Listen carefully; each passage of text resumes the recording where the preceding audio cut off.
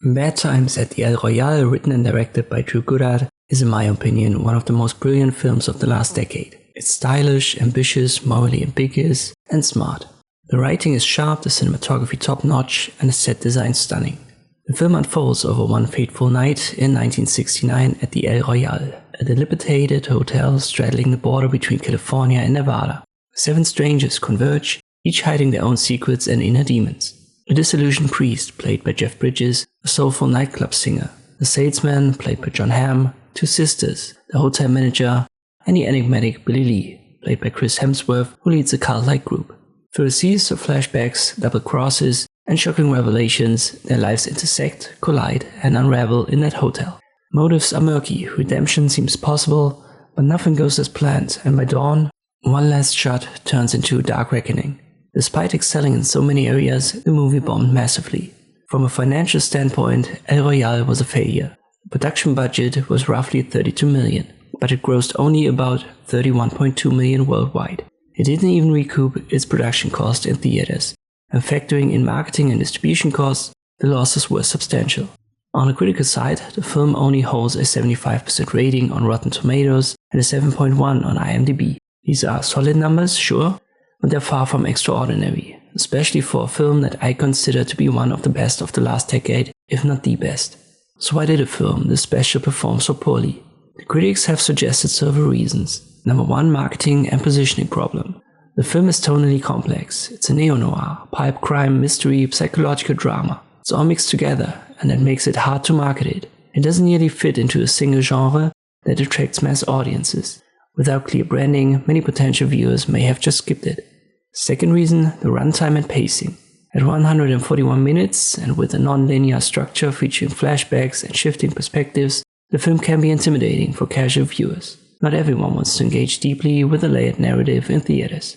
Third reason, the R rating. It has a mature tone. Violence and more ambiguous moments limited the potential audience. It surely wasn't a family film, nor a straightforward action thriller for younger viewers. Reason number 4, competition and release timing. It was released in a competitive window and had to go against mainstream blockbusters, so maybe the audience just went for a different movie. Number 5, the star power is misaligned. The cast is surely talented, and I would even call that an A-list cast, as Jeff Bridges, Chris Hemsworth, Dakota Johnson, and Jon Hamm. But these aren't really guaranteed box office draws. It's more like an ensemble drama. Granted, an A-list ensemble drama, but these names, they don't guarantee you a 200 million box office result. Reason number 6, the niche appeal and the word-of-mouth limitations. The film developed a cult appeal among cinephiles, but its box office legs were weak. The opening weekend was modest, and it wasn't widespread water cooler buzz to sustain growth.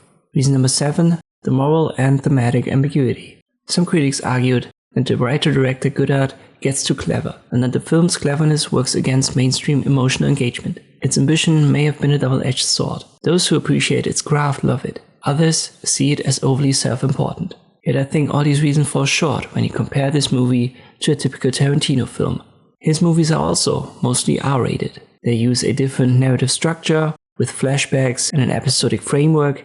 There's definitely a well-known cast attached to Tarantino movies, so in general his movies have similar traits. There are complex narratives, morally ambiguous characters, there's niche appeal. But despite all that, his movies still succeed, while El Royale didn't. So there has to be another explanation why this movie commercially, and even with the critics, somewhat bombed.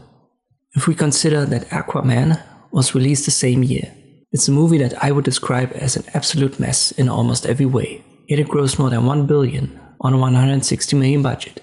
El Royale is a movie that I would call borderline genius, and it flopped with a modest budget. While Aquaman, a movie that I consider a complete joke, became one of the biggest hits of 2018. This leaves 2 possibilities. Either commercially important audiences are completely out of touch with good cinema, or it's my taste that's completely misaligned with what mass audiences consider entertaining and good, and Bad Times at the El Royale isn't nearly as good as I think that it is. Am I so out of touch?